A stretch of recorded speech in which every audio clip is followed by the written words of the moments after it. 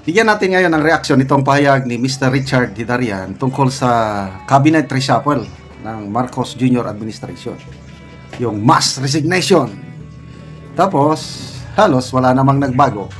Kaya, ito si Mr. Richard Hidarian is a pro-BBM journalist. True and true ito. Marcos loyalist. Kaya lang nagtaka ako sa isang interview sa kanya.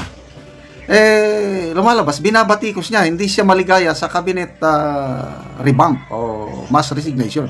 Sabi niya, parang palabas, theatrics. Bakit? Kaya, I'm starting to mag-believe dito sa kanya.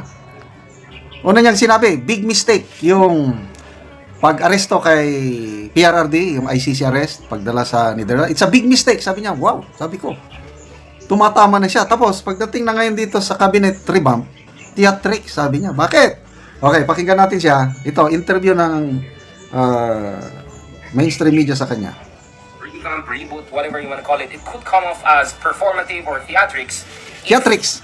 Basically, there's no significant change in the core members of the cabinet. I mean, if the president's argument is we underperform in midterm elections dahil ang concern ng tao ay, I don't know, welfare issue, gut issue, food issue, then how come his economic managers are still the same? Right? You would have imagined naturally there would be some changes in departments of, I don't know, national development, NEDA, formerly NEDA, or finance, or even agriculture for that matter, which perfectly makes sense, right? Because kamusta yung 20 peso kada kilo, di ba? Aside from the pilot project they did in Visayas.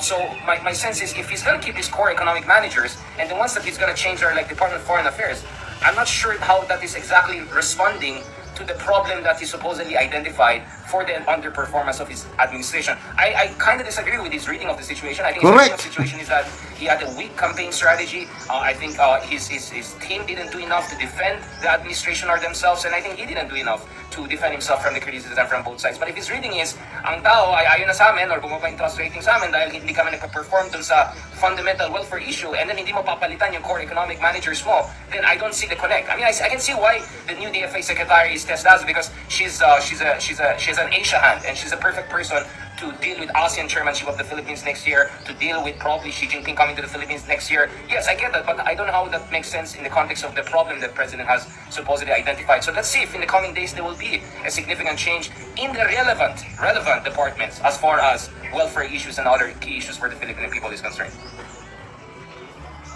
Yan. Agree ako. Nung unang i-announce na courtesy resignation, sabi ko, wow, ito na. May pag-asa pa.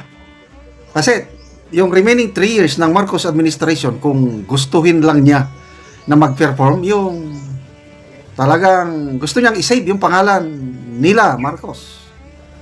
Pwede pa eh. Marami pang magagawa in 3 years. So, akala ko ito na.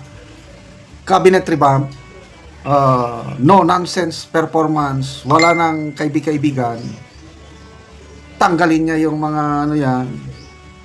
Kailangan wala.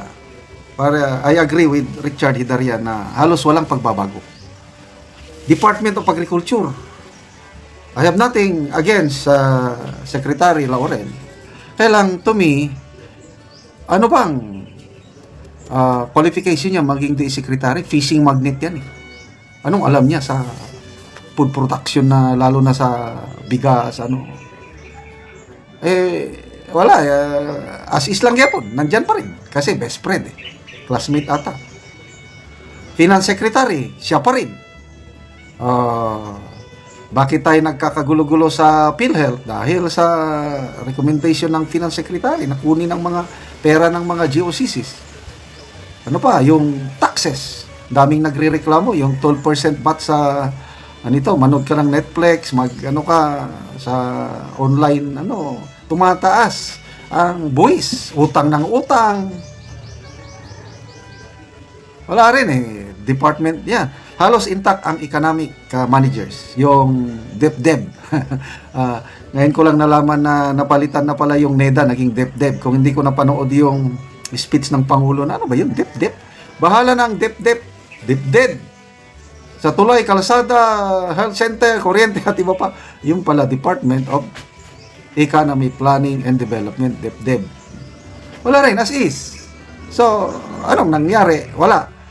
Lumalabas tuloy ng Pangulo yung pagiging weak leader niya dahil hindi niya kayang tawagin yung isa o dalawang secretary at sabihan na tanggal ka na. Wala, hindi niya kaya eh. So dinaan niya sa mass resignation para lahat resign kayo. Di, walang magawa, mag-resign. Mamaya, isa o dalawa lang. As of now, iisa pa lang ang alam ko na nasiba, DNR secretary. Yung iba, reshuffled lang. Kaya anong purpose ng mass resignation? Papogi effect. Kaya tuloy, si Miss Eden Santos, yun, naging sikat na naman. Mismo si Executive Secretary Bersamin, nahirapan sumagot sa tanong na, papogi lang naman pala yung mass resignation dahil wala namang nabago. Okay, so salamat Mr. Richard Hidarian sa inyong pananaw. Ngayon, nagsisimula na akong bumibilib. Ulitin ko yung una niyang nasabi na i-vlog ko na. Big mistake yung ginawa ng Marcos administration na pag-aresto kay PRRD.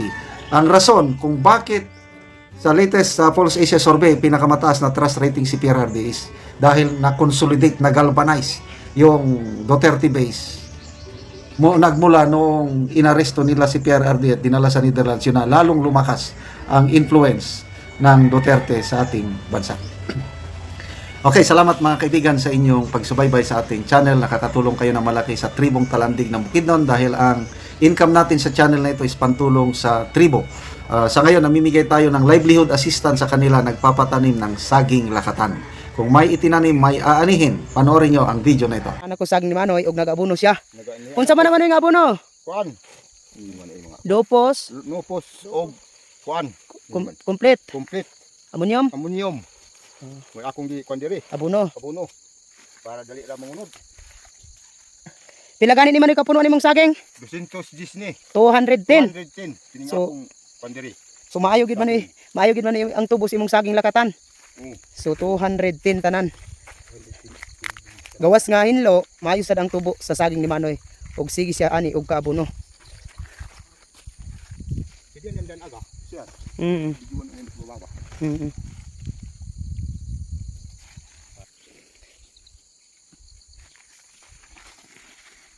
O karon Manoy, manang unsa inyong mga istorya bahin sa padayon sa pagpananom o sa pagsuporta sa abono? Maayog gyud nga kuan gihatagan mi sa magpadayon ang suporta sa naghatag aning mga saging ug abono. Mm.